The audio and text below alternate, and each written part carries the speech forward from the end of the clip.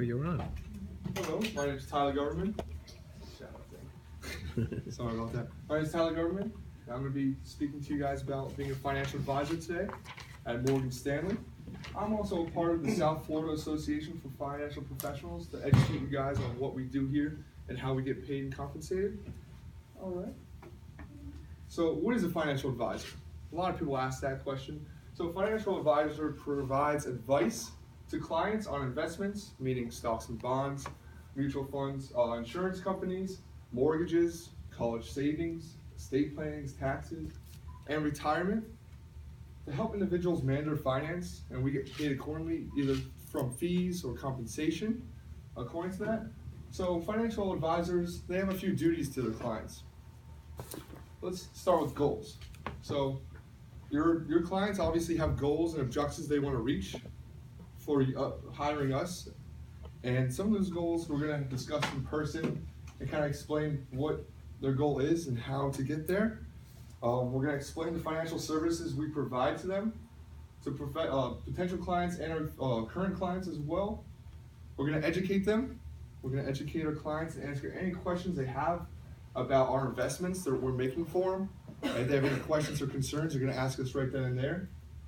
We're also going to recommend certain investments to them. Recommend if they're looking to retire in like 15 years, we're going to plan accordingly and kind of work with their portfolio a little bit to adjust what they need investments, if it's a little bit more conservative or if they want to be aggressive with their investments. We're going to monitor their investments as well.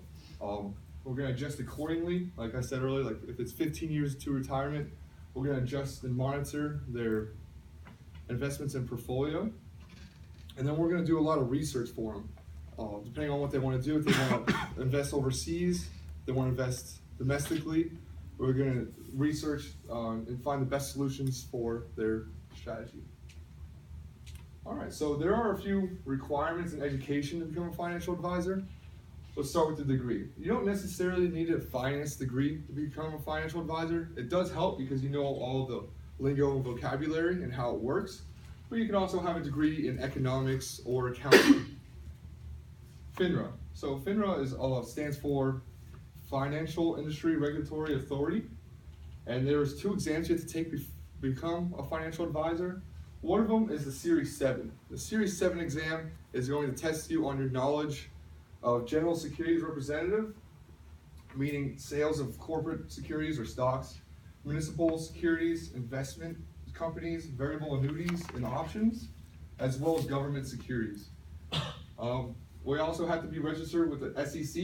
Most of the bigger firms are already registered, so you'll have that according to your hiring process, as well as the Code of Ethics. The Code of Ethics is making sure you don't kind of screw over your clients in a way where a lot of people can just take their money and kind of go, leave.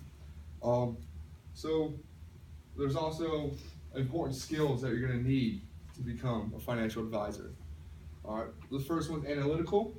There's going to be a lot of information going towards your way very quickly on certain clients' info, as well as economic trends. You're going to have to realize what economic trends are going on, the regulatory changes for the state and federal law, as well as clients' comfort level with the risky levels they want to put into their investments.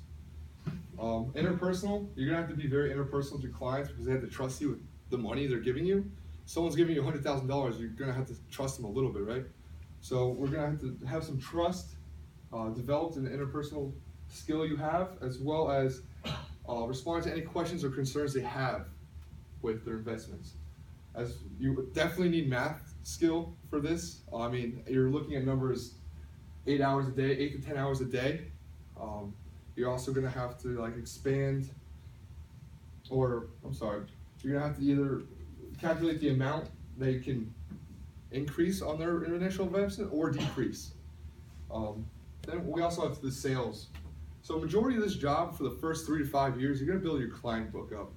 You have to kind of sell yourself to your future clients, selling anyone from yourself to whatever you want to sell them in stocks or bonds.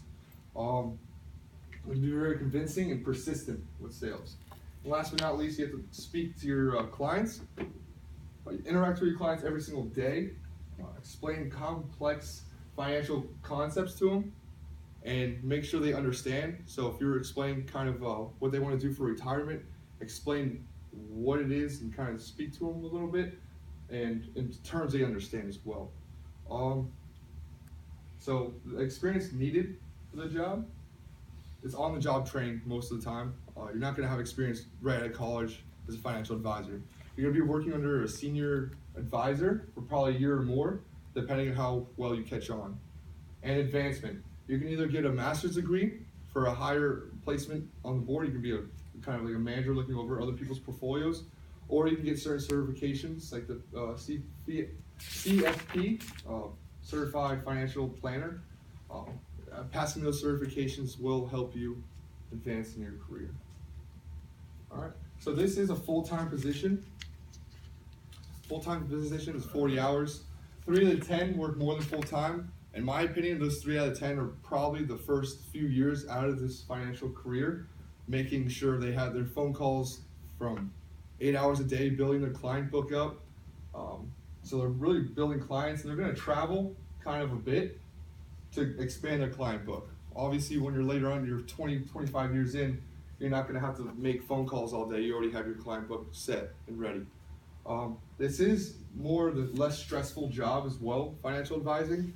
It's going to be a little bit less stressful than, let's say, financial analysts, where they're making phone calls and conferences and meetings all day, and they still have to do the research after all their meetings are done throughout the day. So let's say a financial analyst is 9 to 5, they have a meeting, they have on the calls, they're making calls to their clients as well. They have to make sure their research is done, because if they have the meeting the next day or a presentation the next day, they have to have all the research done, the graphs, the statistics already built out for them. And actually, financial analyst is works one. So 33% of financial analysts work more than 40 hours a week, which is pretty ridiculous in my opinion. The job outlook for this, it's a 30% growth from 2014 to 2024. If you were to give me $100,000, I can guarantee you 30% growth. Wouldn't anyone invest with me? I know you would. It's high returns. So it's a huge opportunity in the future for this industry. So the mean salary for financial advisors is around $118,000, and the median salary is right under $90,000. And this doesn't include any bonuses. So if you are based on your commissions or fees, and you earn your clients a really high return, you get a bonus for that. You get like a few percent of their profit of the bonuses. So that's not even included in the 90 and 119,000. With the lowest 10% earning less than 39,000, it's probably the first few years starting out in this job, you're not going to earn as much money as you think. With the highest, obviously, the more experienced, the more, more experienced financial advisor earning more than $187,000. The annual mean salary in Florida is $119,000, and that's a little bit above the country's average or mean average, according to BLS, of course. So obviously the growth is ridiculous. Let me explain the growth to you guys a little bit in detail. So people are living longer nowadays, and that if you retire at 65 and you don't die until 100 years old, that's 35 years you have to have without an income coming towards you. So you have to really plan for your retirement.